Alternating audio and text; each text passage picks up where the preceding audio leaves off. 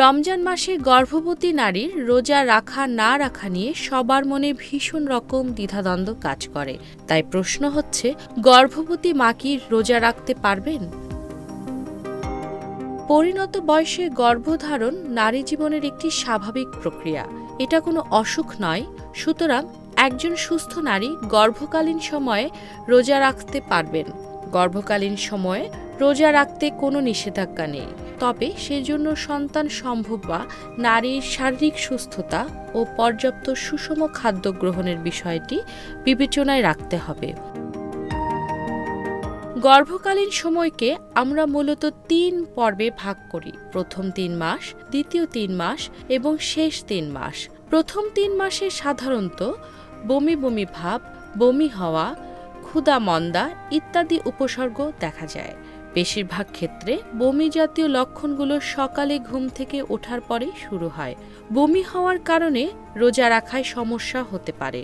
অতিরিক্ত বমি হলে শরীরে পানি, লবণের মতো প্রয়োজনীয় উপাদানের কমতি দেখা দেয়। ফলে নানাবিধ জটিলতা যেমন পানি শূন্যতা, ইলেকট্রোলাইট ইমব্যালেন্সড, প্রস্রাবের পরিমাণ কমে যাওয়া, কোষ্ঠকাঠিন্য, অত্যাধিক দুর্বলতা ইত্যাদি দেখা দিতে পারে।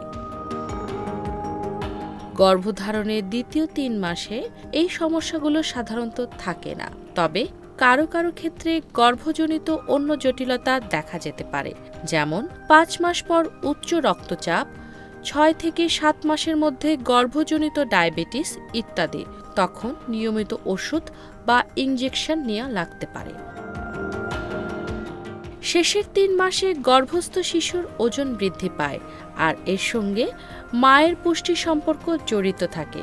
এজন্য গর্ভবতী নারীকে পর্যাপ্ত পরিমাণে সুষম খাদ্য গ্রহণ করতে হয়। গর্ভকালীন সময়ে রোজা রাখতে হলে এই বিষয়গুলো নিশ্চিত করতে হবে। গর্ভবতী নারীর রোজা রাখার পূর্ব প্রস্তুতি। শারীরিক প্রস্তুতি। রোজার আগে গর্ভবতী নারীর স্বাস্থ্য পরীক্ষা করতে হবে। কোনো ধরনের সমস্যা থাকলে চিকিৎসকের পরামর্শ অনুযায়ী চিকিৎসা নিতে হবে। পাশাপাশি ওষুধের ধরন, মাত্রা, সময় ইত্যাদি নির্ধারণ করতে হবে। মানসিক প্রস্তুতি। নিজেকে মানসিকভাবে তৈরি করতে হবে। খাবার, বিশ্রাম ইত্যাদির ক্ষেত্রে রোজার সময় কিছু অভ্যাসের পরিবর্তন করা লাগতে পারে। রোজায় করণীয়: ১. আঁশযুক্ত উচ্চ ক্যালোরি এবং পানি সমৃদ্ধ খাবার খেতে হবে। ইফতারে খেজুর, কলা রাখুন। এগুলো শক্তিদায়ক খাবার। এই ফল দুটো আঁশ সমৃদ্ধ, ফলে কোষ্ঠকাঠিন্য হয় না। এছাড়া এই দুটোতে প্রয়োজনীয় খনিজ উপাদান ও ভিটামিন রয়েছে। ২. ইফতারিতে দই, চিড়া খান, যা সহজে হজম হবে। পানি সমৃদ্ধ মৌসুমী ফল যেমন শসা, তরমুজ, বাঙ্গি ইত্যাদি রাখুন। এগুলো পুষ্টির পাশাপাশি পানির অভাব পূরণ করতে সাহায্য করবে। ৩. পানি ও অন্যান্য তরল খাবার যেমন হালকা লেবু মিশ্রিত শরবত অথবা ইসবগুল দিয়ে তৈরি শরবত খান। এছাড়া ডাবের পানি, ঘরে তৈরি সতেজ ফলের রস ইত্যাদি খেতে পারেন।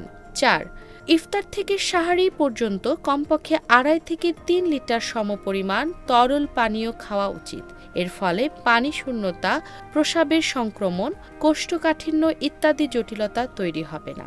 ৫. ভাজাপোড়া খাবার এড়িয়ে চলুন। তাহলে বুক জ্বালা অথবা গ্যাস্ট্রিকের ঝুঁকি এড়ানো সম্ভব হবে। রাতের খাবারে ভাত বা রুটির সঙ্গে মাছ, মাংস, ডিম, শাকসবজি ও বিভিন্ন ধরনের ডাল রাখুন। প্রতি রাতে ১ গ্লাস দুধ বা দধি খাওয়ার অভ্যাস করুন। ৬. সাহারির সময় সম্ভব হলে আঁশযুক্ত খাবার যেমন লাল চাল বা লাল আটার রুটি, মাছ, সবজি ইত্যাদি খাবার খান। ১টা বা ২টো খেজুর সাহারির খাদ্য তালিকায় অন্তর্ভুক্ত করুন। ৭. গর্ভাবস্থায় একসঙ্গে অনেকগুলো খাবার খেলে অস্বস্তি বোধ হয়। সেজন্য ইফতার থেকে রাতের খাবার পর্যন্ত এবং সাহারির সময় অল্প অল্প করে বারবার করে খাবেন। অবশ্যই সহজ পাচ্য ও সুষম খাবার খেতে হবে। বিশ্রাম। রাতে ঘুমের ব্যাঘাত হতে পারে। প্রয়োজনে দিনের বেলা বিশ্রামের সময়সীমা বৃদ্ধি করুন। শারীরিক পরিশ্রম হওয়ার মতো কাজ থেকে বিরত থাকুন।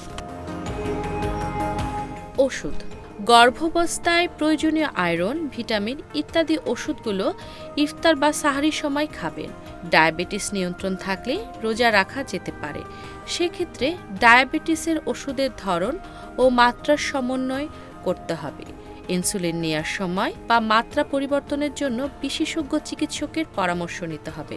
রক্তে শর্করা কমে বা বেড়ে গেলে গর্ভবতী নারী এবং গর্ভস্থ শিশুর উভয়ের জন্যই ঝুঁকি তৈরি হতে পারে। গর্ভাবস্থায় রোজা রাখা যাবে, তবে প্রধান বিবেচ্য হল গর্ভবতী নারীর সুস্থতা নিশ্চিত করা, কারণ সুস্থ শিশুর জন্য প্রয়োজনীয় সুস্থ মা।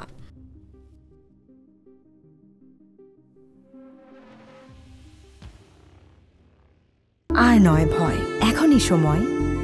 50টিরও বেশি কোর্স করুন একদম ফ্রিতে। আজই রেজিস্ট্রেশন করে এগিয়ে যান স্বপ্ন পূরণের পথে। ভিট কনফিডেন্স একাডেমি।